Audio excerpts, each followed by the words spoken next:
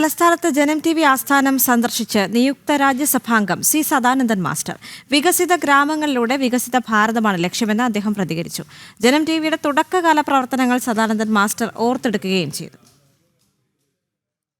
പുതിയ ദൗത്യം ഏറ്റെടുക്കും മുൻപ് തലസ്ഥാന സന്ദർശനം.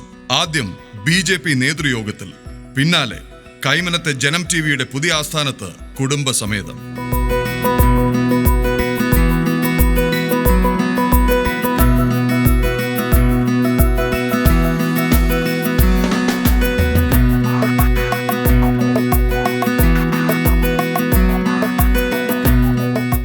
ഒരു പതിറ്റാണ്ട് പിന്നിലെ ജനം TV ഉദ്യമം ഓർത്തെടുത്ത് തുടക്കം.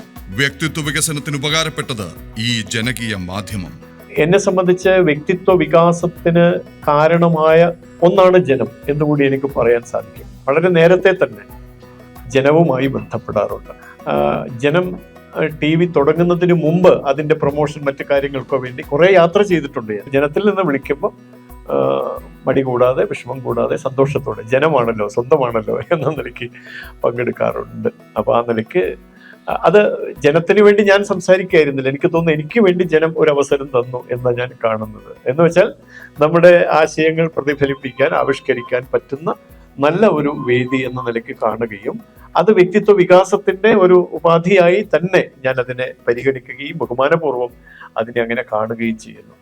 അധികാരമെന്നോ പദവിയെന്നോ സ്ഥാനലബ്ധിയെന്നോ സാങ്കേതികമായി പറയാം. പക്ഷേ എനിക്കത് പ്രധാനമന്ത്രി നേരിട്ട് വിളിച്ചേൽപ്പിച്ച പുതിയ ചുമതലയാണ്. സംഘടനാ പ്രവർത്തനത്തിനിടയിൽ ഇങ്ങനെയുള്ള സങ്കല്പങ്ങളും ചിന്തകളും ആഗ്രഹങ്ങളൊന്നും ഒരിക്കലും ഞങ്ങളെ മുന്നോട്ട് നയിക്കാറില്ല.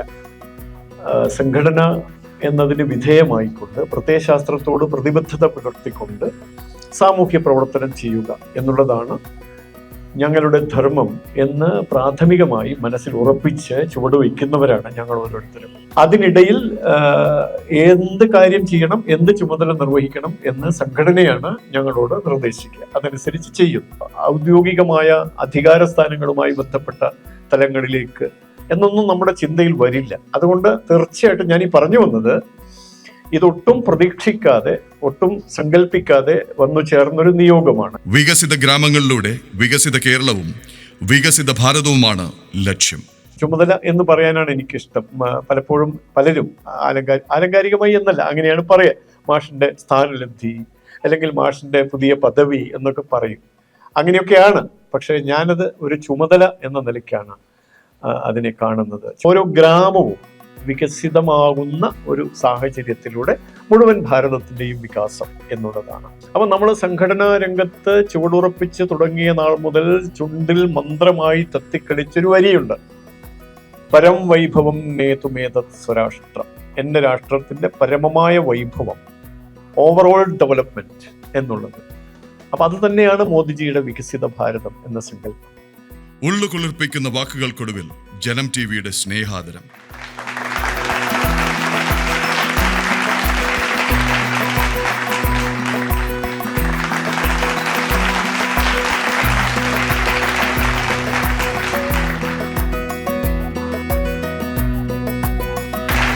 പടിയിറങ്ങിപ്പോയിട്ടും ആ കാലൊച്ച ഞങ്ങളുടെ ഹൃദയങ്ങളിൽ.